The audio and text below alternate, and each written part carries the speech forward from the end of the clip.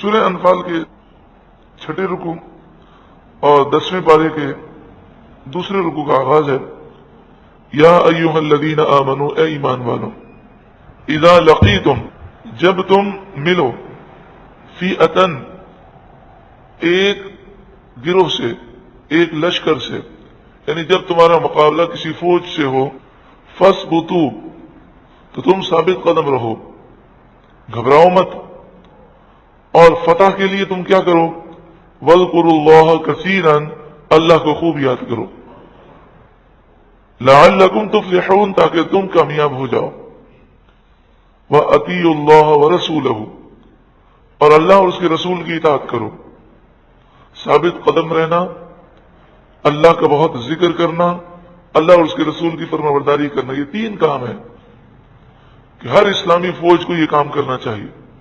لیکن جس اسلامی فوج کا یہ حال ہو کہ شراب پیتی ہو، میں آپ کو سمجھانے کے لیے عرض کرتا ہوں، آپ کو معلوم ہے کہ عراقی فوج کو اتنی بڑی شکست ہوئی کافروں کے مقابلے میں، تو ایسے ہی نہیں ہو گئی۔ فوج نے جو غداری کی، کیوں کی؟ عراقی فوج میں بے حیائی بہت عام ہو چکی تھی، زنا عام ہو چکا تھا، شراب عام ہو چکی تھی۔ تو پہلے کوئی بھی دشمن حملہ کرنے سے پہلے مسلمانوں کو دین سے دور کر دیتا، تو پہلے انہیں دین سے دور کیا گیا، بے حیائی میں، شراب نوشی میں مبتلا کیا گیا، یہاں تک کہ فوج کا حال یہ تھا کہ داڑھی شریف رکھنا فوج میں جرم تھا، ڈیوٹی کے موقع پر نماز پڑھنا جرم تھا۔ اب آپ بتائیے، وہ اسلامی فوج تو نہ ہوئی کہ جس فوج میں نماز پڑھنا جرم ہو، ہر وقت جرم نہیں، لیکن ڈیوٹی ہے یا ٹریننگ ہو رہی ہے یا میٹنگ ہو رہی ہے تو آپ نماز نہیں پڑھ سکتے۔ اور یہ کئی ممالک کی فوجوں کے اندر یہ مسائل ہیں۔ پھر بتائیے کیا فائدہ اس اسلحے کا اور کیا فائدہ ہتھیاروں کا؟ جب تک روحانی ہتھیار نہیں ہوگا مسلمان کبھی غالب نہیں ہو سکتا، کیونکہ مسلمان کے لیے آخرت ہے۔ ہاں، کافر شراب پیے، زنا کرے تو وہ اپنے ہتھیاروں سے جنگ جیتتا ہے، مسلمان کو ہتھیار اسی وقت کام آئیں گے جب تک روحانی ہتھیار ہو۔ تو ہماری کامیابی کے لیے ثابت قدمی، اللہ کا بہت زیادہ ذکر کرنا، اللہ اور اس کے رسول کی فرمانبرداری، یہ ضروری ہے۔ وَلَا تَنَازَعُوا، اور آپس میں جھگڑا نہ کرو، اور یہ چیزیں ہم سب کے لیے ہیں، آپس میں جھگڑا نہ کرو، فَتَفْشَلُوا، ورنہ تم بزدل ہو جاؤ گے۔ تو آج جب مسلمان بزدل ہو گئے آپس کے جھگڑوں کی وجہ سے، جس گھر میں لڑائی ہو، جس گھر میں اندرونی مسائل ہوں، وہ باہر کا کیا مقابلہ کرے گا؟ اور ہر کوئی دیکھے گا، بولے کہ آپس میں لڑ رہے ہیں تو ان کو مارنے میں کوئی حرج نہیں ہے، لیکن جب یہ سب متحد ہوں گے تو کوئی حملہ کیسے کرے گا؟ وَتَذْهَبَ رِيحُكُمْ، اور تمہاری ہوا جاتی رہے گی، یعنی تمہارا روب ختم ہو جائے گا اگر آپس میں تم لڑے۔ وَاصْبِرُوا، اور تم صبر کرو، إِنَّ اللَّهَ مَعَ الصَّابِرِينَ، بے شک اللہ صبر کرنے والوں کے ساتھ ہے۔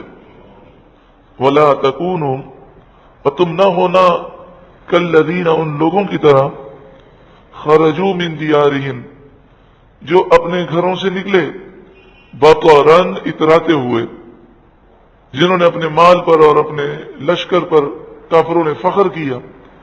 تو اے مسلمانوں، کبھی تم اپنی طاقت پر اترانا نہیں، نہ افرادی قوت پر، نہ اسلحے پر، نہ میزائل پر، نہ جدید ٹیکنالوجی پر، کبھی بھی اپنی طاقت پر گھمنڈ مت کرنا۔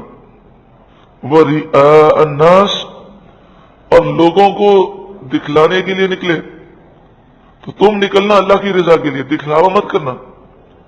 وَيَصُدُّونَ عَن سَبِيلِ اللَّهِ، اور وہ روکتے تھے اللہ کے راستے سے، تو کبھی تم ایسا نہ کرنا، ورنہ تمہیں کبھی کامیابی نہیں مل سکتی۔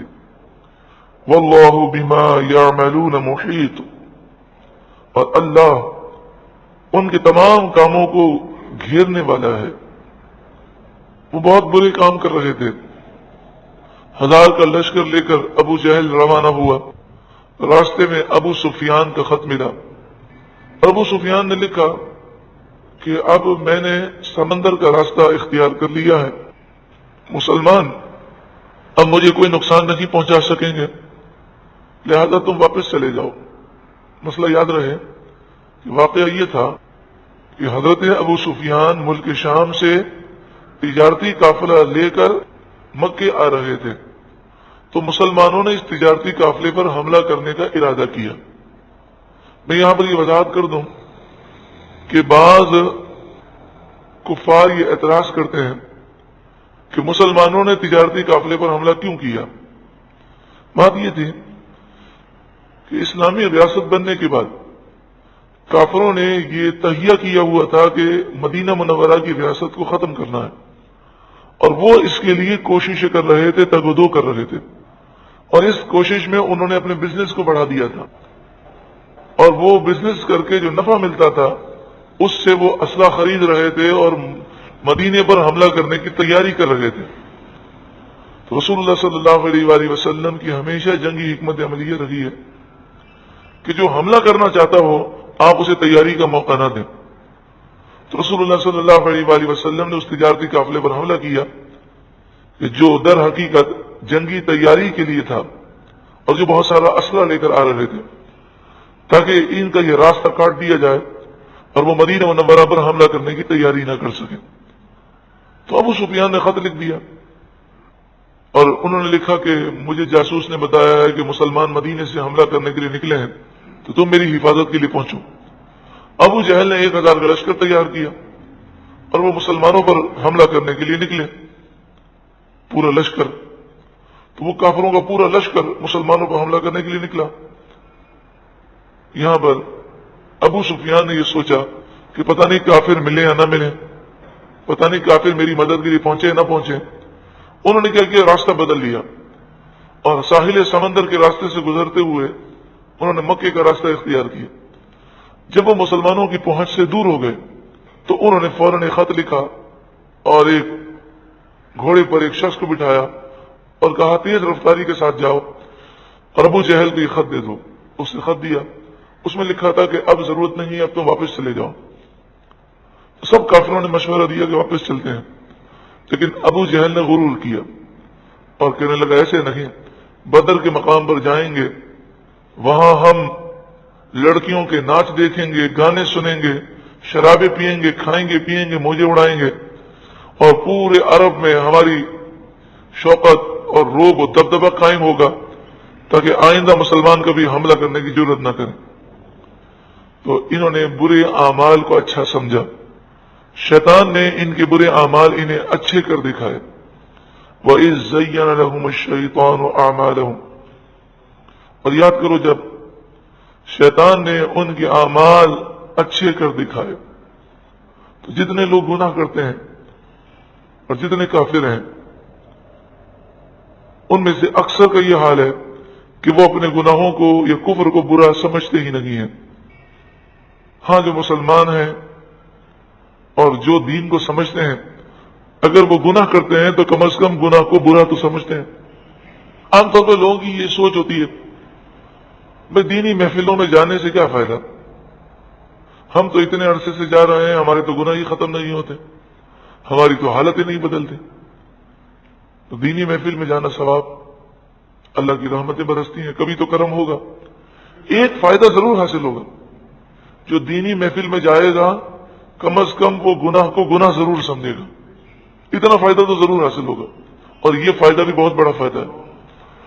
وَإِذْ زَيَّنَ لَهُمُ الشَّيْطَانُ أَعْمَالَهُمْ، اور جب شیطان نے ان کے اعمال ان کی نگاہوں میں اچھے کر دکھائے، وَقَالَ، اور شیطان بولا، لَا غَالِبَ لَكُمُ الْيَوْمَ مِنَ النَّاسِ، آج کے دن لوگ تم پر غالب نہیں آ سکتے، کوئی بھی آج تم پر غلبہ پانے والا نہیں۔ وَإِنِّي جَارٌ لَكُمْ، اور بے شک میں تمہارا مددگار ہوں، تم میری پناہ میں ہو، میں تمہارے لیے پناہ ہوں۔ شیطان انسانی شکل میں آیا۔ مسئلہ یہ ہوا تھا کہ کفار جب بدر کے مقام پر پہنچے تو انہیں ایک ڈر لگا کہ یہاں پر ایک بہت بڑا قبیلہ ہے جن کی کفار قریش سے جنگ ہے، تو انہوں نے سوچا کہ اگر اس قبیلے نے پیچھے سے ہم پر حملہ کر دیا اور آگے سے مسلمانوں کا حملہ ہوگا تو ہم مقابلہ کیسے کریں گے، قریب تھا کہ وہ میدان جنگ چھوڑ کے بھاگ جاتے خوف کے مارے، اس قبیلے سے وہ اتنا ڈرتے تھے۔ تو شیطان نے کیا کیا کہ اس قبیلے کے سردار کی شکل اپنائی اور اس قبیلے کے چند لوگوں کی شکلوں میں اس نے اپنے چیلے بنائے، اور وہ گھوڑوں پر سوار ہو کر کفار کے پاس آئے اور کہنے لگے کہ ہماری اور تمہاری جو جنگ تھی وہ آج ختم ہو چکی، ہم صرف دوستی کا معاہدہ کرتے ہیں، مسلمان ہمارے بھی دشمن ہیں، تمہارے بھی دشمن ہیں، اور میں تمہارے ساتھ ہوں، پورا قبیلہ تمہاری مدد کے لیے تیار ہے۔ اس طرح شیطان نے ان سے وعدے کیے، لیکن جیسے ہی جنگ شروع ہوئی اور اس نے فرشتوں کو دیکھا تو شیطان بھاگنے لگا۔ فلما تراءت الفئتان، پھر جب دونوں لشکر آمنے سامنے ہوئے، نکص علی عقبیہ، الٹے پاؤں شیطان بھاگا اور اس کے سارے چہرے بھاگنے لگے۔ تو کافروں نے اس سے کہا کہ تو نے تو وعدہ کیا تھا، بھاگتا کہاں ہے؟